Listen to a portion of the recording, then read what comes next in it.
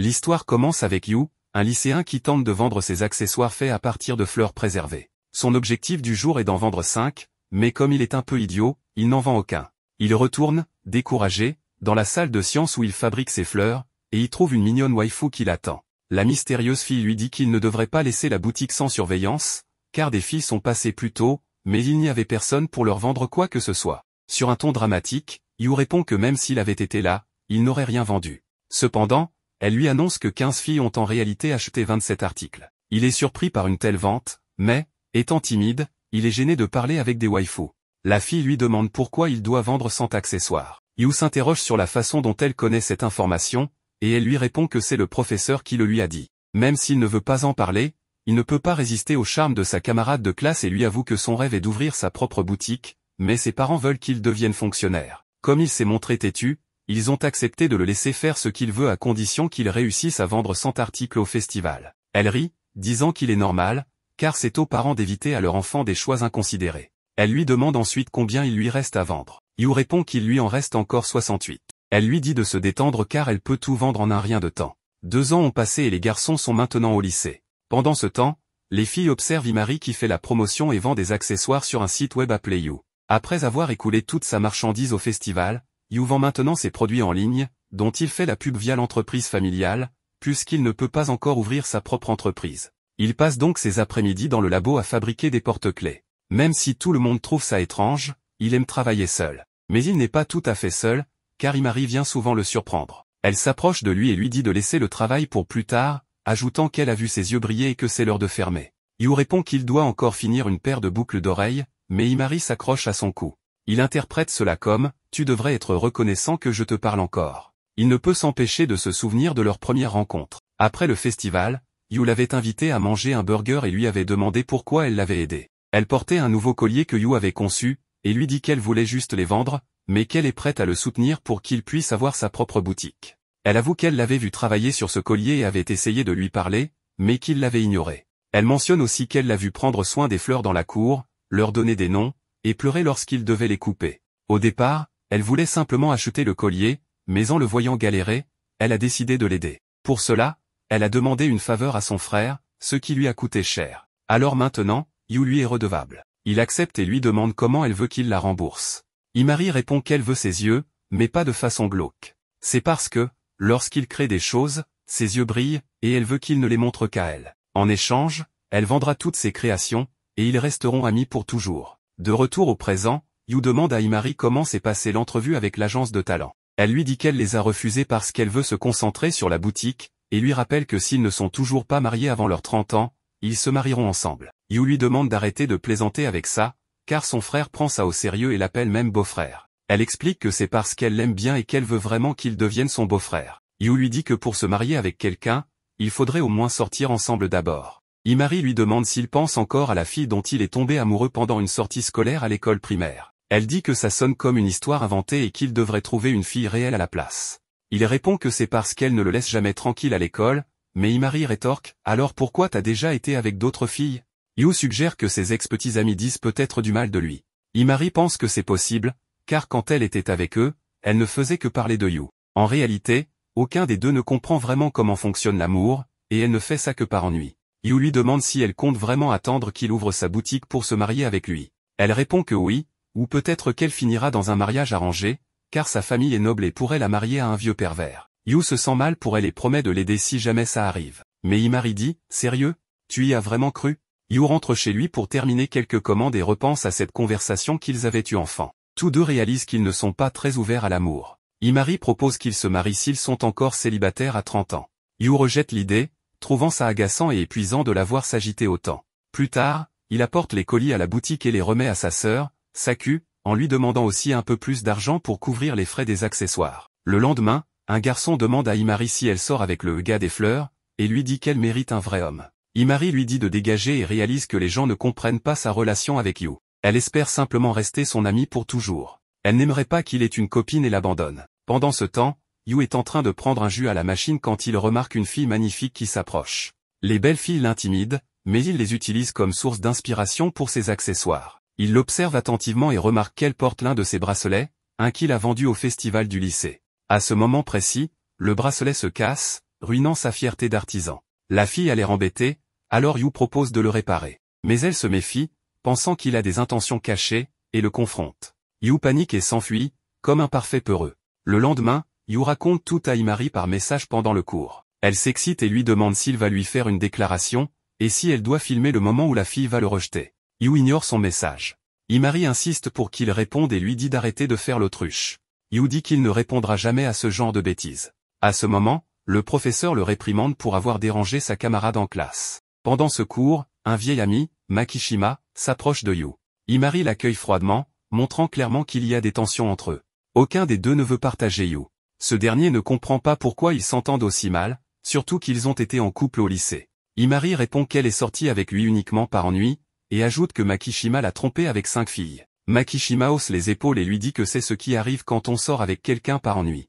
Yu lui demande ce qui l'amène ici. Makishima se souvient de la raison de sa venue et demande à Rion de se montrer. Une fille aux cheveux noirs apparaît, il l'avait gardée cachée tout ce temps pendant qu'ils se saluaient, se disputaient, et expliquaient leur relation. Quelle patience! À la surprise générale, Imari la reconnaît aussi.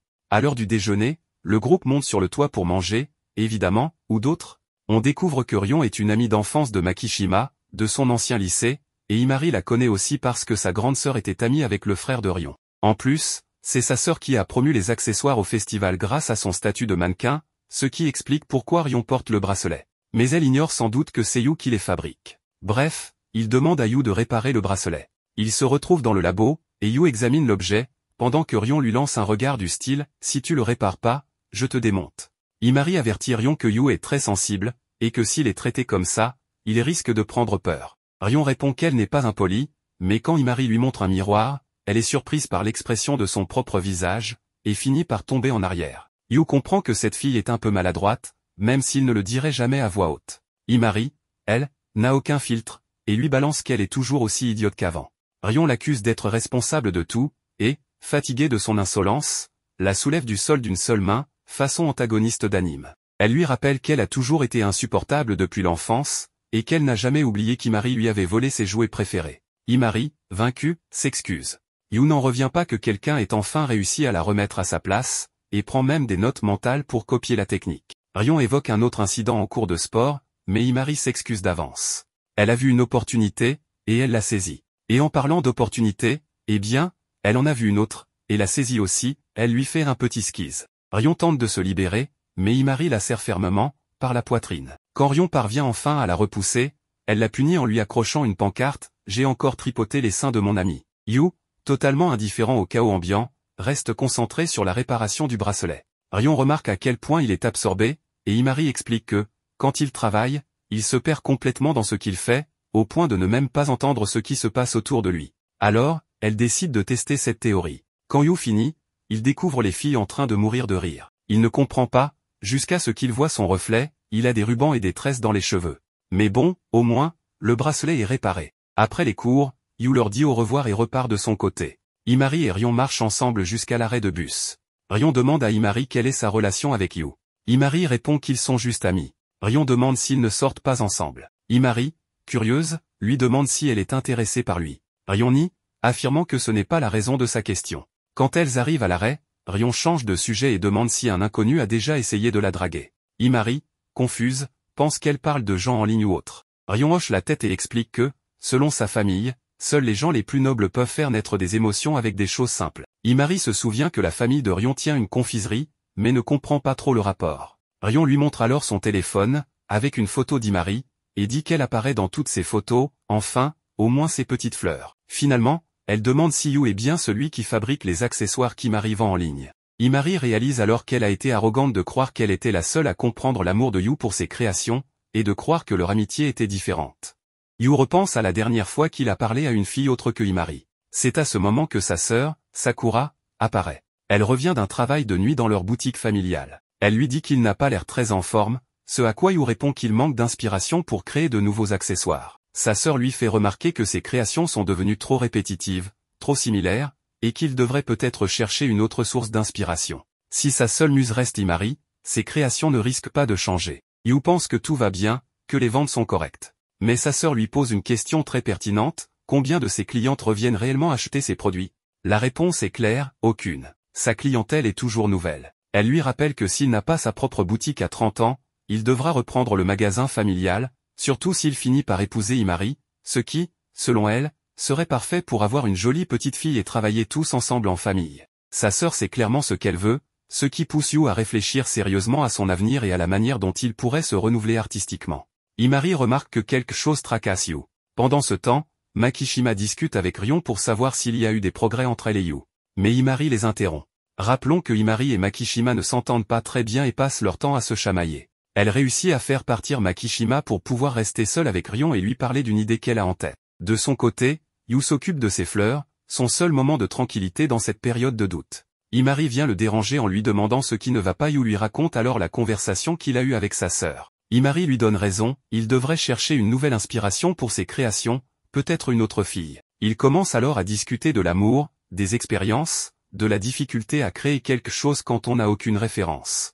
Ni Yu ni Himari n'ont vécu de véritables relations amoureuses. Himari affirme qu'elle sait plus ou moins ce que c'est, parce qu'on lui fait souvent des déclarations, mais en réalité, elle rejette tout le monde. Ils sont donc tous les deux novices. Le sujet du premier baiser est abordé. Yu n'a jamais embrassé personne, et sans expérience, difficile de s'inspirer du thème de l'amour pour ses accessoires, même si c'est un sujet très vendeur, surtout auprès des filles. Alors Himari lui propose un baiser. Elle dit que ce ne serait pas bien différent que de se tenir la main. Elle lui prend la main pour lui montrer que ce n'est que du contact peau contre peau. Mais bien sûr, ce n'est pas pareil. Elle s'approche beaucoup pour l'embrasser, et Yu sent que ça ne va pas vraiment arriver. Il est nerveux, mais il comprend qu'elle veut juste se moquer un peu de lui. Et effectivement, elle voulait seulement le taquiner, du moins, c'est ce qu'elle laisse paraître. Puis elle lui propose un marché, qu'il lui réserve son samedi après-midi, sans dire exactement ce qu'ils feront. Ce même jour, le frère de Himari, Hibari, vient chercher Yu. Il l'apprécie beaucoup, il lui offre souvent des cadeaux et l'appelle presque beau-frère. Il est ravi de l'emmener chez Himari. Là-bas, Himari dit à Yu qu'il devrait faire un peu plus attention à son apparence. Elle est bien habillée, très élégante, mais ce n'est pas uniquement pour le taquiner, elle lui révèle qu'ils auront une invitée, Rion.